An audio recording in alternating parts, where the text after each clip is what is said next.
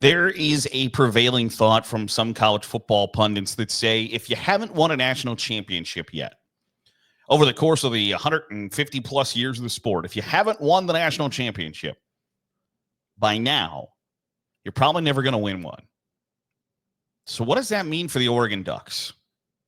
Because for as many fan bases that think about and talk about what might have been if only this had gone differently, if only this one play, this one game, this one series, this one coaching decision, player decision, whatever, we would have done X, Y, Z.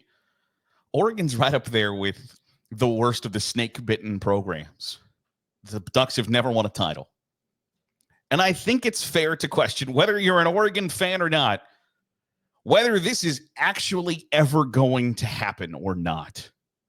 Because it would be really easy to lose the faith that we're never going to win a title. Because time and time again, Oregon has been on the cusp of winning a title. And for whatever reason, it hasn't gone right. In 2001, when Mike Bellotti was the head coach, they were 11-1, second in the AP poll. And second in the AP poll is going to be a recurring theme here. They had a one-touchdown loss to Stanford that kept them out of the BCS national championship game that was won by Oklahoma 13-2 over Florida State.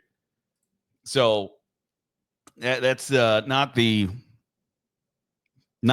what you want to be looking at, talking about, et cetera. Like, it's not a that's not great.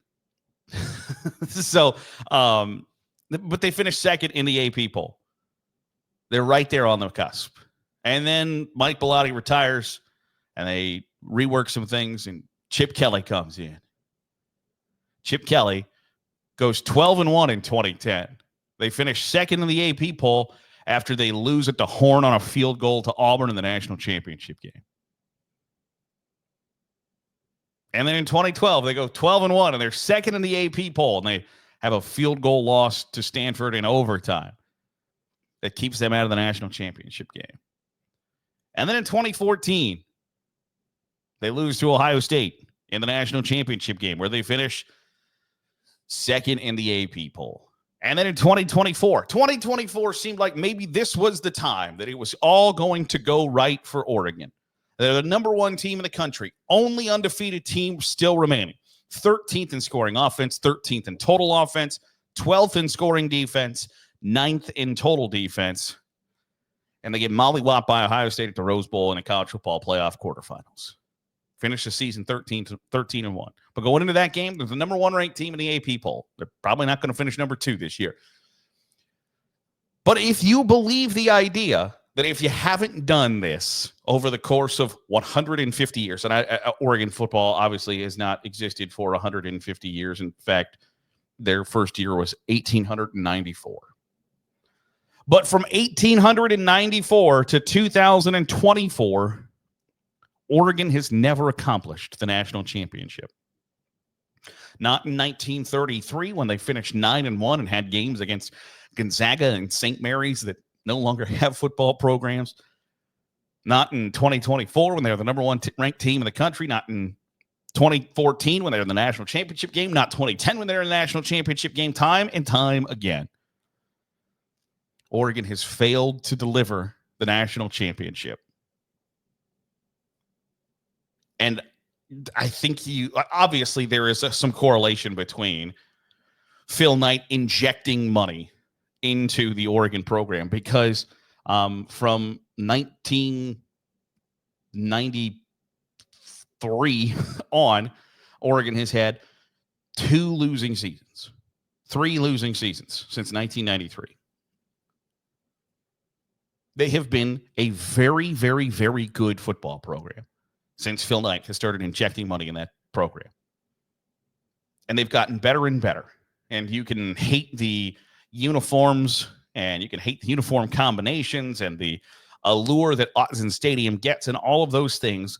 But undeniably, Oregon has been a better football program over the course of the last 30 years than damn near everybody else in the sport outside of maybe 10 other teams. Oregon's been really good, and yet they've never reached the peak. They've never planted their flag on top of the mountaintop. And I think it's fair to question whether it's going to ever happen. Because conceivably, things will be more difficult for Oregon in the Big Ten than in the Pac-12, right? Now, I recognize that that's a ridiculous statement to make coming off Oregon's first year in the Big Ten, where they beat Ohio State, they beat Michigan, they beat Penn State, they win the Big Ten championship. It feels a bit preposterous to say, well, things are going to be a little bit harder in the Big Ten than they were in the Pac-12. But overall, I think it's fair to say that things are going to be a little bit more difficult for Oregon in the Big Ten than they were in the Pac-12. Now, maybe that's the missing link. Maybe that's the thing that puts them over the hump, that the more difficult competition during the regular season prepares them better for the postseason, prepares them better for the college football playoff. It's the old SEC school of thinking of, we play such great opponents, such great, hard, arduous schedule during the regular season that these playoff games is easy because we played teams better than this and they finished 3-9 in our conference. But I think there is something, too, that the Big Ten is better than the Pac-12 overall and more consistently. I don't think that's a ridiculous statement to make. But that doesn't play into Oregon's hands, I don't think, to win a national title. If you're going to get beat up during the regular season, are you going to be at 100% strength when you are then going through a potentially 4-week dash to win the national championship? I don't know. But is this ever going to happen for them? NIL has somewhat evened the playing field. Oregon is a really good beneficiary of, they were part of the facilities era and maybe the leader in the facilities era where they were doing things that other schools had never thought of. They were the leader. They were the pioneer, the trendsetter that set the tone for what everybody else had to then match. Now we move into the transfer portal / NIL era, and Oregon is still really set there. As long as Phil Knight is alive and as long as Nike still wants to invest in Oregon, they are still in a really good spot. They don't take the step backwards maybe that other programs do. And yet, through the very early ages of the NIL and transfer portal era, they also haven't gotten the job done. So the longer this goes, obviously, the longer the question persists. Is Oregon ever going to win the national championship? They've had opportunities in the past. This year was as good as any. You have a young, still hungry, up-and-coming coach with an established, well-experienced quarterback throwing to really experienced wide receivers with a really good defense. And yet it didn't work. So I don't know if they built Autzen Stadium on some sort of Indian burial ground or what. But is it fair to question if Oregon is cursed? Yeah, I think so. Maybe just a little bit. Will it ever happen for Oregon? I don't know. But it sure feels like if it hadn't happened since 1894, I don't know how you have a ton of confidence that it's definitely going to happen at some point. Because you've had your chances and you haven't gotten it done before. Want to hear from you in the comments below. Do you think Oregon's ever going to win the national championship? How do they get there if they do? Let me know. Drop a comment. Let's have that conversation.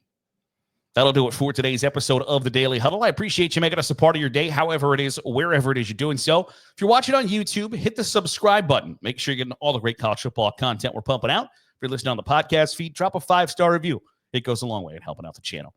I'll see you tomorrow for another episode of the Daily Huddle.